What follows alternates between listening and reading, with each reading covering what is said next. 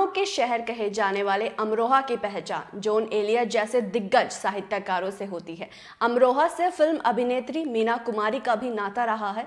दिल्ली से मुरादाबाद जाने वाले हाईवे पर पड़ने वाले शहर में सियासी पारा पूरी तरह से चढ़ चुका है। वैसे इस बार यहां पर रोचक मुकाबला देखने को मिलेगा। इस सीट पर जाटों और मुस्लिम का दबदबा है। इस धरती की पहचान गन्ना उत्पादन के रूप में भी होती है। मुस्लिम बहुल्य वाली सीट पर पिछले चुनाव में सभी को चौंका दिया जब बीएसपी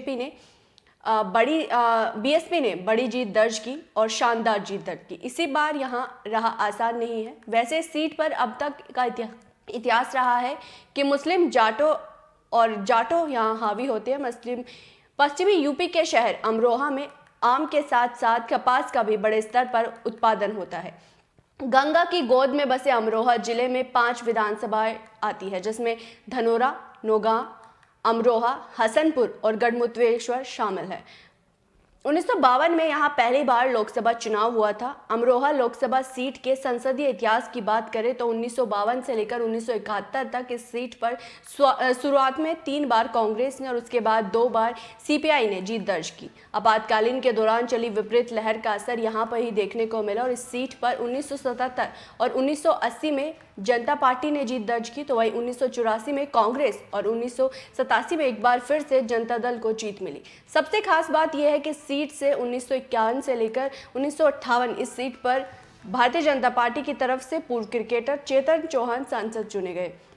चेतन चौहान को राम मंदिर की लहर के साथ साथ क्रिकेटर होने का भी फायदा मिला और वो जीतकर संसद भी पहुंच गए। उनकी वजह से ये सीट और भी चर्चा में रही। इस लोकसभा विधानसभा सीटों में रखने वाली समाजवादी पार्टी महज एक बार 1996 में इस सीट पर जीत दर्ज की, तो वहीं 1999 में बसपा के टिकट पर राशिद अल्वी ने चुनाव जीता था।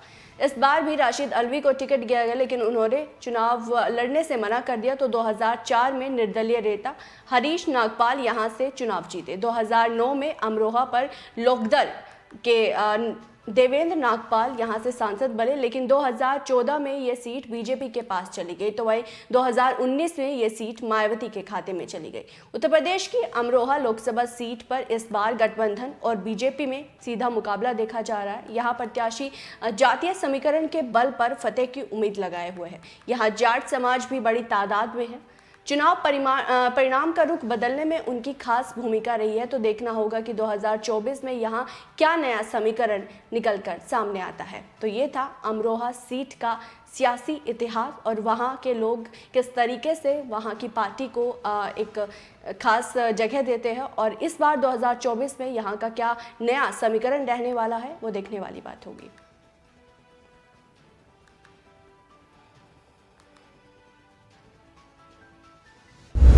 सफलता की ओर न्यूज 80 के बढ़ते कदम, करोड़ों दर्शकों का पसंदीदा न्यूज चैनल न्यूज 80 अब जियो टीवी पर भी।